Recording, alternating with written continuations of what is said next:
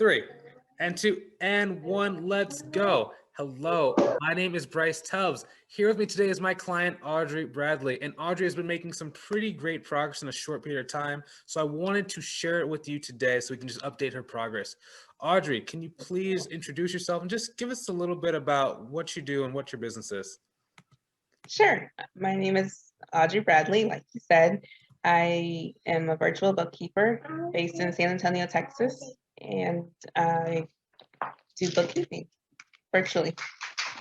So just for the people watching, Audrey does not generally do a lot of stuff on camera. So cut her some slack if we're not 100% like, experts at video today. But, just kind of going back, I think one of the things that you had talked about was confidence of whether you can do the job. I think that was a big thing because you kept asking, is it going to work for me? Not just the marketing, but am I actually going to be able to do the work when we start getting those better clients? Can you talk about like how you maybe overcame that, or was it not as big of a deal once you got started? Sure. So a lot of that was just, I think, the myths in your head are a lot bigger, and then when you actually start working with it, you're like, oh well, I can do this. This made sense. And so when I actually started working, it wasn't as confusing as I thought it would be. It was just accounting what I had already been doing, and I was like, okay, well, I was afraid for nothing.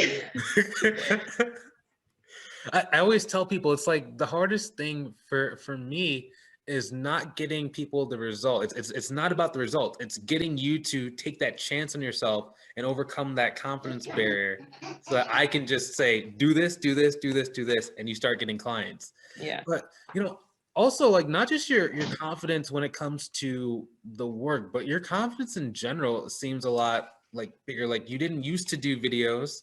You didn't used to talk to people. What do you think changed? Practice. You kept encouraging me to get out there, and I was like, okay, I'm gonna get out there, I'm gonna do it. And then you kept following up, and I was like, okay, he's gonna follow up with me, so I definitely have to do it. And so the more I talk to people, the more, and like you actually told me this would happen, but you're like, if you have a list of questions, if you go through each time, you know, why not continue using the same questions if they work? So I was like, okay, that makes sense. So when I started going through the questions and like each call, the same questions, the same answers, I was like, you kind of get in the groove of it and you get used to it. And it's just another giant that you tackle, and like suddenly it's not so scary anymore.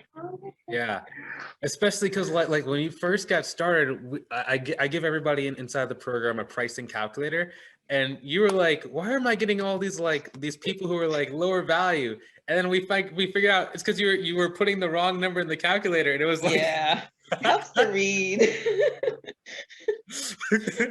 Apparently, as a good bookkeeper, you can't just do the numbers. You got to learn to read too. I was like, oh, like if their transactions are more than 50, I change this number, and oh, there you go.